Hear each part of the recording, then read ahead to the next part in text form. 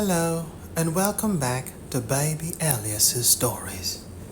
We now return to Bonnie by Iris Johansen. Chapter 6. New Orleans. "Pull over here," Eve said suddenly. "Now, Catherine." Catherine looked at her in bewilderment, but she slowed the car. "Why, this is only Canal Street. We're in the French Quarter. I thought you wanted to go downtown to the police department to meet Joe." "Pull over." Eve put her hand on the knob. "I have to get out. Now." Catherine muttered a curse as she pulled to the curb, ignoring the blaring of horns of the cars behind her. "Damn it, what's happening?" Eve grabbed her suitcase and jumped out of the car. "I have to go after Gallo. You try to work through Venable, but I think Gallo is key." "Then we'll both go after him. Don't you leave Joe and me out of this, Eve." "I won't. I'll be in touch." She moved toward the alley, behind a souvenir shop, ducking past a mime who was performing on the street. "But I have to contact Gallo on my own. He's on the run, and Joe and you aren't going to be able to make him stop and listen. He's on guard. If he knows that you're with me, he may not listen to me either." "And you're sure he'll stop and listen to you?" "No, I'm not sure." She looked over her shoulder. "But he may decide to listen to me. I have a weapon that you don't have, a card that I can play. I'll call you." She vanished into the alley and headed for the door of a restaurant with a wrought iron balcony on the far end of the street. Would Catherine follow her? She wouldn't have been surprised if Catherine abandoned the car and ran after her. But Catherine was smart and would know that if she did try to intercept Eve, she'd just find another way to handle this on her own. Eve ducked into the restaurant and moved past the jazz quartet on the small stage to the left of the door. Move fast, weave in and out of the stores of the quarter until she was sure Catherine had decided not to search for her. Then stop and make the call. 15 minutes later, she had left the quarter and was in the coffee shop of the Marriott Hotel. She dropped down in a booth and took out her phone. Would Gallo answer her? He would know from the ID that it was her, and he might choose to ignore it. And for all she knew, he might be on an airplane. He had driven away from the house hours before she and Catherine left. She stopped wondering and made the call. She quickly dialed the number. It rang 3 times before he picked up. "I don't want to talk to you, Eve." "Yes, you do, or you wouldn't have picked up the call. You might not want to make explanations or answer accusations, but you do want to talk to me. Even if you don't, you'll do it anyway. I've gone to a lot of trouble to lose Catherine and Joe so that you'll feel comfortable about this. I'm not going to let you turn away from me." "I've already done that. I turned away from you a long time ago when you were only 16. But before you did that, I conceived Bonnie. That changed everything between us. You told me once that no matter what happened, there would always be a bond we couldn't break. Bonnie, neither of us can get away from that, John." She paused. "You ran away, and whatever you're going to do now, you want to do it alone. I can't let you do that." "The hell you can't. You don't have a choice," he said roughly. "Everything has changed. Look, there's been nothing but trouble for you since I came back into your life. I never meant that to happen. I did enough damage to you when I was a 19-year-old kid who didn't care about anything but getting you into bed. You tried to protect me then. Not hard enough." "I'm not going to argue with you about the past," she added, "but you're wrong. I do have a choice, because I won't accept it any other way. It has to be you and me, John. Joe and Catherine will try to help. They'll support and do everything they can. But in the end, it goes back to what we did together when we were those kids back in Atlanta. Everything else that happened had to have rippled out from that time like a rock thrown into a lake. She hesitated, then said quietly, "And one of those ripples was Ted Danner." Silence. "You finished that damn sketch? I thought it would take you longer. Or hoped I'd do a lousy job. No, that wasn't a possibility. Not you. You told me he was dead. I thought I was telling you the truth. That's what I was told when I got out of the hospital in Tokyo. I even saw the death certificate signed by the doctor at the VA hospital. He looked pretty healthy to me when he was running to jump into that bayou. He's not a young man, and I remembered him to be almost crippled. He had a bad back injury that he got in Syria," he added impatiently. "Look, it might not have been him. I have to find out." "So do I." "No," he said sharply. "My uncle is my business. I'll take care of it. It stopped being your business when he killed Jacobs because he didn't want Jacobs to talk to us. If what he was trying to hide had to do with Bonnie's death, then it's my business." Her voice was steely. "And that means I'll take care of it." "Did he, John?" Silence. "Oh, God, I don't know, Eve." The agony in his voice hurt her, but she had to push it away. "Then we have to find out. Where do we start?" He was silent, then finally said, "The death certificate. I'm going to Atlanta to see the doctor who signed it. Then I'm going with you." "Where are you now?" "New Orleans airport. If I join you there, I run the chance of Catherine or Joe being there to intercept us. Get a car and pick me up. I'm at the Marriott in the French Quarter. We'll leave for Mobile." "You're avoiding Catherine and Joe?" "Only for the time being. I don't know what's coming down with all this business, and I don't want to deal with conflict. How soon can you get here?" "I didn't say I'd take you with me."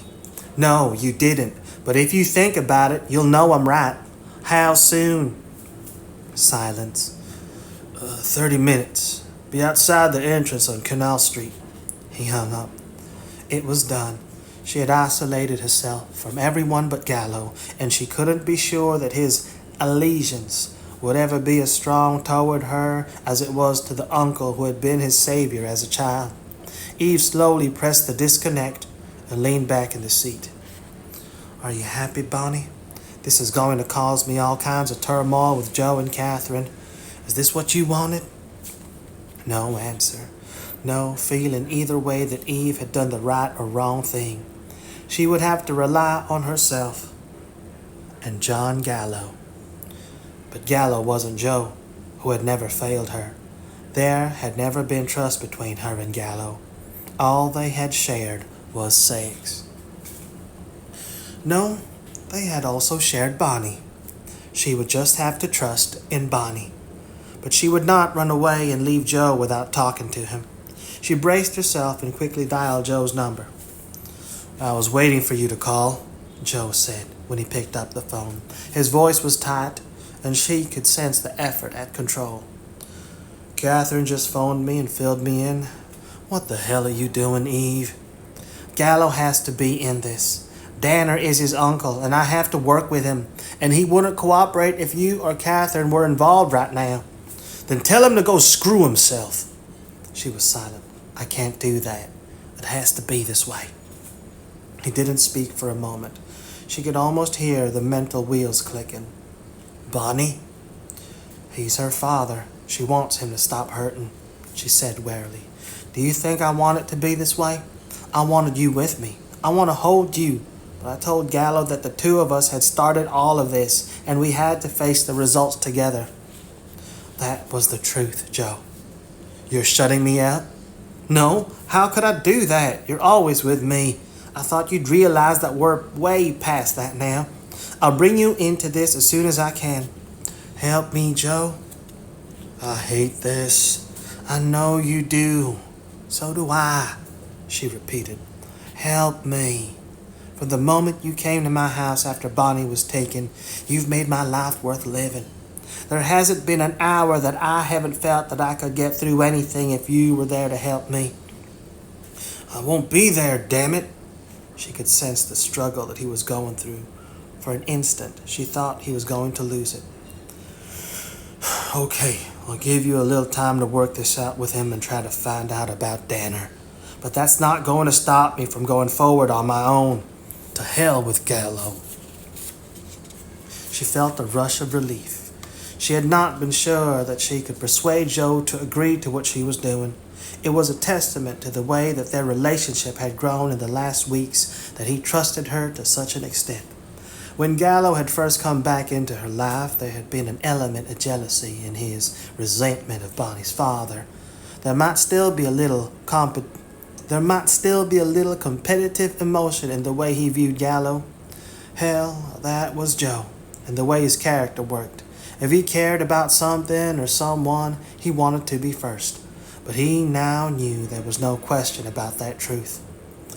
I'll let you know where I am and what I'm doing. You'd better, or I'll hunt you down. He paused. Be careful, Eve. I know that you think Gallo had reason to hesitate when he should have acted at that bayou. His voice was sour. Catherine says he was in shock. Screw that. Catherine almost died. If he cares so much about Danner, how the hell do you know he won't act the same way if it's your life in the balance? I don't. I won't give you any arguments as Catherine did. I only know I have to do this. Then do it. But don't be surprised if I'm right behind you. He hung up. She wouldn't be surprised. She'd be grateful to have Joe hovering over her. He'd probably be even more concerned if he knew the love that existed between Danner and Gallo. How could you fight an affection a victim had for his savior? It was a tie so strong that it was nearly unbreakable. Stop sitting here and thinking about all the problems ahead. Be grateful that Joe understood, even if he hadn't approved. She wouldn't dwell on it. Taking one step at a time, she would just do what she had to do. She checked her watch. It was time to meet Gallo. She got to her feet, grabbed her suitcase, and headed for the Canal Street entrance. That was easier than I thought, Bonnie. I wonder, did you give me a little help? You heard from Eve, Catherine said the moment she pulled up in front of the police station. Her gaze scanned the grimness of Joe's face as he got into the passenger seat. Where is she? Did you talk her into... I didn't talk her into anything. Joe slammed the door shut. She'd made up her mind, and there wasn't anything I could have said that would have shifted her even an inch. She thinks that she has to work with Gallo, and that will cause him to shy away. She may be right, Catherine had to admit, though it surprised me that she managed to persuade him to let her go with him. Yes, she'd been surprised, and there was a touch of some other emotion she refused to identify. She said that she had a card he wouldn't refuse. I guess it's that they have a history. Joe shook his head. Maybe, in a way. He was looking out the window. But that's not what she meant. Don't tell me. Catherine pulled away from the curb. Bonnie again. Okay, I won't tell you. But that's what this is all about. I know what this is all about. Bonnie's murder. Bonnie's killer. I can accept both of those things as the prime motivators. It's the rest of the other baggage that I have problems with. She held up her hand as Joe started to answer. And I don't need to accept what you believe or what Eve and Gallo believe. All I have to do is do my job and let the rest of you worry about all that mystic stuff. Joe smiled faintly. It's a deal. Do you know you sound like me a few years ago? I promised I won't try to ram any of this weird bullshit I feel down your throat. You better not. She smiled back at him. This was the Joe Quinn she knew and respected. Her friend, her partner. So I take it that we're not going to sit around and wait for Eve to call for help? You can't count on her doing that. I think I could. She realizes that we're part of the equation. She's just trying to strike a balance. Right now, Gallo is on the upswing. You're being very reasonable. She gazed at him appraisingly. I'm not sure why. Maybe getting so close to the hereafter had a sobering effect on me, he grimaced. Nah, near-death experiences give you an appreciation for life, and maybe a glimmer of what people are all about. That may be it. I thought I knew Eve before, but it's different now.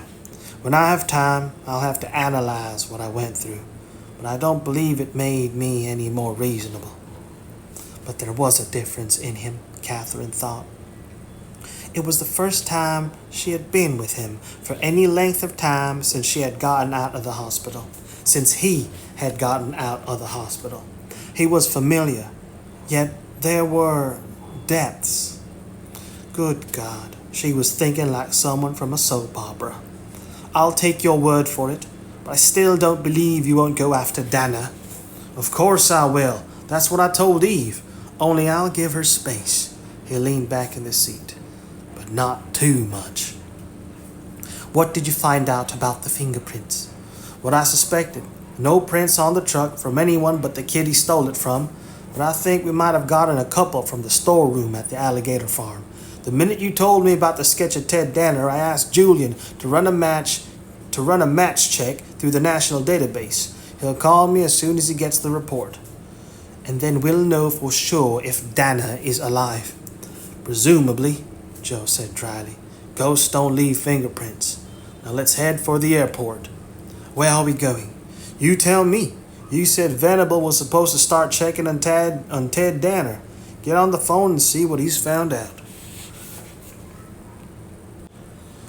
Gala was 10 minutes late, pulling up before the Marriott in a gray Mercedes. You know, this isn't a good idea, he said as she got into the car. Can I talk you out of it? You know you can't. We've already discussed it. Drive. She leaned back in the seat. And tell me everything you know about Ted Danner. You can bet that Catherine will have a report from Venable any time now, and we'll be sharing it with Joe. And will he share it with you? If there's anything that might threaten me. Otherwise, he'll probably try to beat me to the punch. To protect you? She nodded. To protect me. Since Danner almost killed Catherine, I have to assume that he has reason to think it's needed. Tell me about your uncle. He glanced away from her. You know he's supposed to be dead. We're not sure that he's not. You're sure, she said. No one knows Danner better than you do. I only got a glimpse of his profile. And it shocked you so much that you couldn't move? She paused. I didn't see his face at all. I only saw him moving toward Catherine. That was why I couldn't even make a connection with Danner until I saw the finished sketch. That man at the bayou moved like an athlete, a young man. There was a springiness to his step. The Ted Danner I met was almost crippled. He moved slowly, like an old man. Yes, he did. She was studying his face. But you still recognized him. He nodded jerkily. He wasn't always crippled like that, only after the last mission. All the time I was growing up, my uncle was strong as a bull and could beat me in any race. When we were up in the woods, he was so quiet, so good, that he could get within a yard of any forest animal before it knew he was there.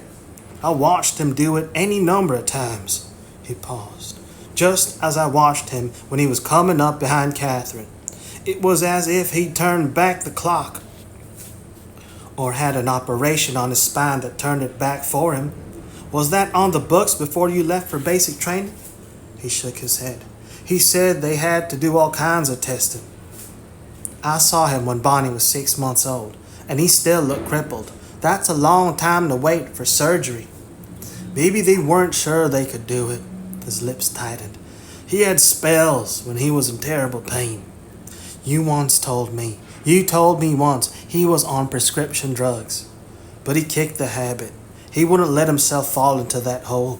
He glanced at her. You're trying to build a case for his being a drug addict. That would be a reason for his killing Bonnie. He shook his head. He hated drugs. He told me he'd rather have the pain than mess up his head like that. I don't know what I'm trying to do, she said warily. Yes, drugs were a possibility. They can turn men into monsters. I thought your uncle was a gentle man, but the man who almost stabbed Catherine wasn't gentle. He was a monster, so I'm trying to make a connection. He's not a monster. Killing Jacobs doesn't make him a monster. Jacobs was a total son of a bitch. You don't know why he did it. Catherine, she reminded him. Why would he hurt Catherine? He could have just avoided her. The truck. She was standing next to it. He needed the truck to escape. You're reaching. I know, he said jerkily. I don't know why he would do any of this. Uncle Ted was a good guy. Nobody better. None of this makes sense. He was in pain. She could see it in the tenseness of his every muscle, the set of his mouth. Well, she couldn't help him, not now. She said again, Tell me about Ted Danner. When did you get to know him? Was he your mother's brother? My father's half-brother. They were nothing alike. Ted was younger, and they grew up together in the slums. My father became an alcoholic by the time he was 20 and went straight downhill. Uncle Ted joined the service at 17 and got out of there. They didn't like each other. Don't know why Ted visited him when he came back on leave. He shook his head. Yes, I do know. I think it was me. He wanted to help me. He always tried to step in and keep them from hurting me. He even used to tell me what I should do to keep them from getting angry. He grimaced. Though that didn't work so well after I got older. I hated them as much as they hated me, and I let them know it. I was lucky I survived. Why didn't your uncle persuade them to give you into his custody?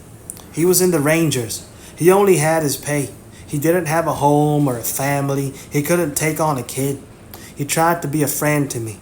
I couldn't expect anything else from him, he added. He came home on medical leave when I was 17, and we got to spend some time together. It was great, like I had a real family. My parents were killed in a house fire about 4 months after he came home. My father fell asleep in bed, smoking a cigarette. My uncle and I moved into a flat together. I was planning on going into the army when I finished high school, but I took off with a couple buddies to see some of the country first. When I came back to Milwaukee, I found out that Uncle Ted was worse and had to go to Atlanta for treatment. I decided to go with him and get him settled before the treatments began. He glanced at her. You know the rest. Yes, she knew the rest. She had met John Gallo, and they had gotten caught up in a sexual maelstrom that had altered both their lives and produced Bonnie. You told me that the death certificate was signed by a doctor at the VA hospital. What was the cause of death? Pneumonia contracted after surgery. And what was the name of the doctor who signed the certificate? Lawrence Temple. He paused. I called the hospital, and he's no longer at the facility. He's now in private practice somewhere in San Antonio. I tried to check on any record of surgery being performed on a Theodore Danner, and they refused to give me any information on the phone. So you want to go and question them in person? No, I think we should go find Temple in San Antonio. She nodded slowly. We'd do better to contact that doctor and find out why he falsified the death certificate. Catherine can dig out the information about the surgery. We can count on her. Yes, Catherine won't let anything stand in her way. She's relentless. Her gaze narrowed on his face. There was something in his tone. Do you resent that? God, no. I admire it, he grimaced. It's just that when her determination is turned on me, it becomes a force to be reckoned with. You should be grateful that she's on your side. Do you think I'm not? I don't know what you feel about her, she said quietly, but she's my friend, and for some reason she believes in you. You better be damn grateful, or you'll take me out. His lips twisted. You're as fiercely protective of Catherine as she is of you. Catherine doesn't trust easily. She's had a rough life. I won't have her hurt. Her gaze was searching his face. She was remembering bits and pieces, phrases, expressions that she'd ignored because of the urgency of the situation. But protecting Catherine had its own urgency. Just what do you feel about her, John? He didn't answer directly. You don't have to worry about her trusting me. She's too smart for that. Damn it, answer me. What do you want me to say? He asked harshly. that I admire her, that I'm grateful to her for helping me when I didn't deserve it, that I wouldn't have forgiven myself if I'd let her be killed? That's quite a bit. Noble sentiments. Noble? You know me better than that. There's nothing pure or noble about me. He met her gaze. All that stuff pales beside the fact that I want to screw her so much that I ache with it. I haven't wanted a woman like this since I met you all those years ago, Eve. She stiffened. The words were raw and his expression intense, reckless. Yet she shouldn't have been so surprised. She had sensed something when talking to Catherine, but neither Catherine nor Gallo would let down their guard enough to reveal an emotion this intimate. Are you satisfied? Gallo asked. No, I can see I've upset you. You shouldn't have pushed if you didn't want me to tell you the truth. You did upset me. Her gaze was searching his face.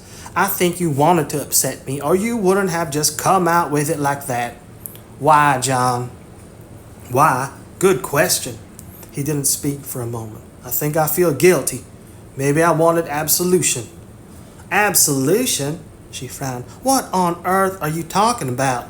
Because Catherine is my friend? No, because I felt unfaithful. She stared at him, stunned. Yeah, I know, he said roughly. It's crazy, but then everyone knows that about me. Unfaithful to me? That doesn't make sense. Good God, how many women have you had over the years? That's different. They didn't matter. I didn't feel... It wasn't anything like what was between us. And what you're feeling for Catherine is like what we felt? Yes. No, it's different. But it means something. I don't know what. That's clear as mud. And so is your reasoning. There's nothing between us, John. Whatever we were together vanished when you left me. Why the hell should you feel guilty? I shouldn't. You and I tried to keep what we felt from meaning anything but sex, he added hoarsely. You may have succeeded, but even back then I wasn't so sure that I did. And after I was thrown into that prison, the memory of you stayed with me. He paused. And then there was Bonnie. I told you once that she'd bind us together forever. And Eve couldn't argue with him on that score. Why else was she with him? You were special to me, he said. You'll always be special. I know you moved on. Hell, I'm beginning to think I've moved on too. God knows it took me long enough. So maybe next time I want to screw Catherine, I won't feel as if I... He drew a deep breath. Sorry, I didn't mean to let all this loose on you. Forget it. I can't forget it. She stared at him in frustration. And I can't ignore it. This is nuts. You are not unfaithful to me because you want to go to bed with Catherine. We both know that. Her lips thinned. Absolution? John Gallo. That's the height of absurdity. Yes, he smiled. And I'm beginning to feel better with every word you're hurling at me. What's between us is so damn complicated that it's good to get it out in the open. Now I can try to seduce Catherine and not worry about anything but having a good time. I didn't say that, she said, exasperated. You don't have any responsibility to me, but you better act responsibly with Catherine. You know I don't have a history in that direction. His smile faded. But I'll try to change my ways if it will please you, Eve. I guess I could try this pure, noble crap. Bullshit, she said bluntly. You like your way too much, and I never remember you not trying to take it. Not if you said no. But she had never said no to him. She had been too dizzy and hot and completely involved with her first sexual experience, and she doubted if Catherine would say no to him either. Not for long. He still possessed the sensual magnetism that had drawn Eve to him, but now it had matured and become even more potent. Eve could see it, feel it, but it didn't touch her. As he'd said, she had moved on. But to Catherine, Gallo's charisma would be fresh and stormy and strike sparks. Don't hurt her, John. You flatter me. He moved into the lane that led to the mobile airport. Catherine is probably tougher than either one of us. She wouldn't let me hurt her. Eve hoped that was true. It was true that there was no one more wary than Catherine, but her friend had never met a man like John Gallo. He glanced at her when she didn't speak. "I'm trying to be good, Eve," he said quietly. "I know I'd be rotten for her. That's one of the reasons that I took off and put some distance between us. Catherine has the misfortune to believe in me." His lips twisted. "Even after I came within a heartbeat of letting her be killed." He shrugged. "So instead, I'll let you come along for the ride. Here we are, together again, Eve. Only until we find Ted Danner. It's all about..." Her phone rang, and she glanced at the ID. "It's Catherine." She pressed the button and turned up the volume. "What's happening?" "I could ask the same of you," Catherine said. "I didn't like the way you left me, Eve. It wasn't fair." "I know. I didn't want an argument, and you would have given me one." "You're damn right I would have." She paused. "Is Gallo listening?" "Yes." "You take care of her, Gallo. If you don't, I'll cut your heart out." "Always to the point," Gallo said. "I have no intention of letting anything happen to Eve." "Intentions don't always translate to the final product. Joe wants to talk to you, Eve, but I wanted to make sure you heard about the fingerprint tests that Joe had New Orleans PD run on the prints found in the gift shop at the Alligator Farm. The results just came in." "Danner?" "Absolutely positive." Gallo muttered a curse as his grip tightened on the steering wheel. "I heard that," Catherine said. "It's too bad you don't like it, Gallo. Face it, he's a murderer." "There could have been reasons." "And what reason did he have for tossing that night security guard into the alligators?" "Self-defense. Quinn said there were signs of a struggle. He could have been surprised and acted instinctively." "Maybe. I'm not counting on it. I'm handing the phone to Joe, Eve." "Right." She braced herself. "Where are you, Joe?" "At the gate in New Orleans, waiting for a flight to Atlanta. We're going to check out Danner's records at the Atlanta VA Medical Center." Gallo tried to do that. The administrative office wouldn't give him any info. "I knew you and Catherine would be able to find out about him." She paused. "Gallo and I are going to San Antonio to check out the doctor who signed the death certificate for Ted Danner. I'll let you know what we find out." There was a silence. "You will?" "Joe, for Pete's sake, I told you I wasn't trying to close you out. It's just not possible for me to work with you right now." "Because of Gallo," Joe said harshly. "No, because of Bonnie," she added quickly. "I've got to go, Joe. I'll call you when I have an update." She hung up and turned to Gallo. "You heard it. There's no doubt any longer. It's Danner." "But how?" he asked through set teeth. "Why?" "That's what we have to find out." "You told Joe we were going to San Antonio," Gallo said. "How do you know that they won't be there before us?" "I don't, but it wouldn't be smart of them now that I've explained my position. And Joe and Catherine are both very smart. They don't like it, but they trust me," she added quietly. "And I won't violate that trust, John. They've gone through hell, and they deserve to see the end of this. You set the rules, and I had to go by them." She shook her head. "No, I wanted to go by them. You scared me. I know how you feel about your uncle. I'm not sure how you'd respond if it came to a choice." "I didn't let him hurt Catherine." "But Joe said you took a chance on a risky throw. Why?" "I wasn't thinking, damn it. I couldn't believe it was happening. I meant to aim for his back, but you aimed for his hand. It was too late to..." He drew a deep, shaky breath. "I could have killed him with that Bowie if I'd struck his back. I couldn't kill him, Eve." "I know, and that's why I don't want to expose Joe and Catherine if you're faced with that choice again." "But you're willing to risk yourself?" he added mockingly. "It appears you're not as smart as Joe and Catherine. Where's your sense of self-preservation?" "You'll do what you have to do. I'm not afraid, no matter what choice you make."